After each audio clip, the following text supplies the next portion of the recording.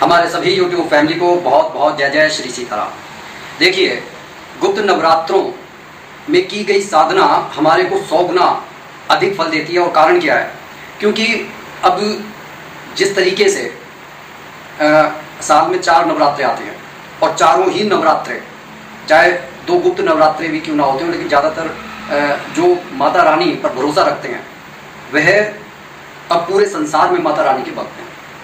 और एक ही समय पर जब पूजा की जाती है तो आप ये मानकर चलिए कि ब्रह्मांड की शक्ति को आकर्षित करने की क्षमता हर भक्त की भक्ति में हो जाती है।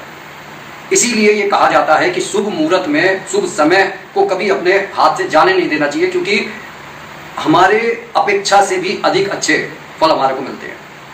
अब हालांकि आज मैं आपसे बताना चाहता हूँ कि चाहे आप माता रानी की पूजा कीजिए, क्योंकि गुप्त नवरात्रे माता रानी के नाम के ये, जो लोग पूरी तरीके से दुर्गा सप्तशती का पाठ नहीं कर सकते, मैं तांत्रिक विधान की बात नहीं कर रहा हूँ, मैं बात कर रहा हूँ कि आप माता रानी के नवरात्रे में कम से कम अपने हृदय में एक उत्साह के साथ ये दिखाइए कि माता रानी के आगमन पर हम कितने प्रसन्न हैं। दुर्गा सप्तशती नहीं कर सकते, आप दुर्गा चालीसा का पाठ कर लीजिए 9 दिन। और इस समय महाबली हनुमान जी के निमित्त जो पूजा की जाती है, जो तांत्रिक लोग करते हैं, वह बहुत ज़्यादा फल देने वाली है, क्योंकि महाबली हनुमान जी जागृत देवता हैं। उनके नाम का एक तांत्रिक यंत्र आता है, आप उसको लाल कपड़े पर अपने सामने रखकर धूप दीप नैवेद्य और सिंदूर चढ़ाकर इस तरीके से जब बोलते हैं कि अतुलित बलधामम हैम शैलाभदेहम धनुज्वन कृशानम ज्ञानिनाम अग्रगण्यम सकल पुण्य धानम मानराणाम हिसम रघुपति प्रिय भक्तम बात जातम नमामि। और इस तरीके से पूजा की शुरुआत करने के बाद में जब हनुमान चालीसा और संकट मोचन का पाठ पढ़ते हैं तो आप ये समझ लीजिए कि चाहे आप एक ही बार कर रहे हैं, आप 7 बार नहीं कर रहे, 11 बार नहीं कर रहे, आपको लाभ होना ही होना है। और क्यों हनुमान जी की इतनी प्रशंसा की जाती है? क्योंकि हनुमान जी के बल की प्रशंसा तो भगवान श्री राम ने की है। उन्होंने क्या कहा है? अतुलम बल में तद वय वालिनौ रावणस्य चा ना त्वेत्ताभ्याम हनुमता समम त्वतिर मतिर्मम। कहने का यह अर्थ है कि प्रभु श्री राम ने कहा है कि इसमें संदेह नहीं है कि बाली और रावण भी बहुत शक्तिशाली थे, लेकिन महाबली हनुमान जी का बल उनसे कहीं अधिक था। स्वयं अगस्त्य मुनि ने क्या कहा है उसको सुनिए। और ये जो उदाहरण है ये वाल्मीकि रामायण से दिए गए हैं। उन्होंने ये कहा है, सत्यमेतद रघुश्रेष्ठ यद ब्रवीषि हनुमति ना बले विद्यते तुल्यो न गतौ न मतौ परा। कहने का यह अर्थ है कि अगस्त्य मुनि प्रभु श्री राम की बात को सही ठहराते हुए कहते हैं कि हे रघुकुल श्रेष्ठ, आप बिल्कुल सही कह रहे हैं कि हनुमान जी के समान बल बुद्धि वीर्य वाला कोई इस संसार में दूसरा नहीं है।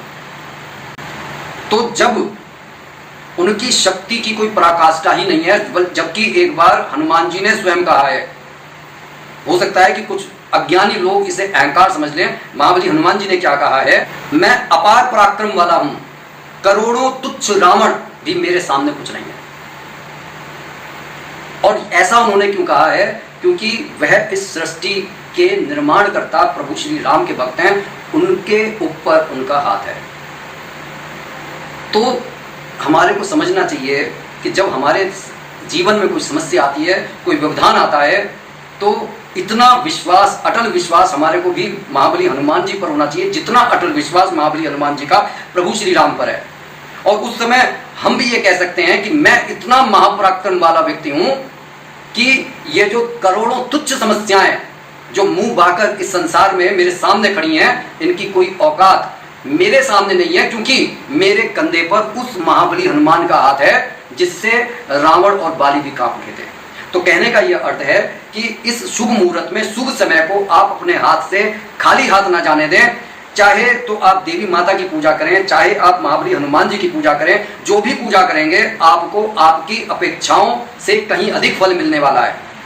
और अगर आपने गुरु दीक्षा ली रखी है, गुरु मंत्र है आपके पास, तो ये समय अति उत्तम है। जब भी आपको समय मिले जितना ज्यादा से ज्यादा आप गुरु मंत्र को पढ़ सकते हैं, क्योंकि गुरु मंत्र को पढ़ने के साथ ही गुरु की शक्ति भी उसमें समाहित हो जाती है, जिससे उस शक्ति के एक्टिवेशन के होने की संभावनाएं ज्यादा बढ़ जाती हैं। और एक बार अगर आपका मंत्र सिद्ध हो जाता है, उसके बाद में फिर आप ये समझ लीजिए कि सिर्फ आपको अपने आज्ञा चक्र पर ध्यान को स्थित करना है, घर की जिम्मेदारियों को निभाइए, इस समाज में रहते हुए लोगों का कल्याण कर सकते हैं। और मंत्र सिद्ध होने के बाद में स्वयं भगवान की कृपा का हाथ हमेशा आपके ऊपर रहता है, बस अहंकार से बचकर रहना है।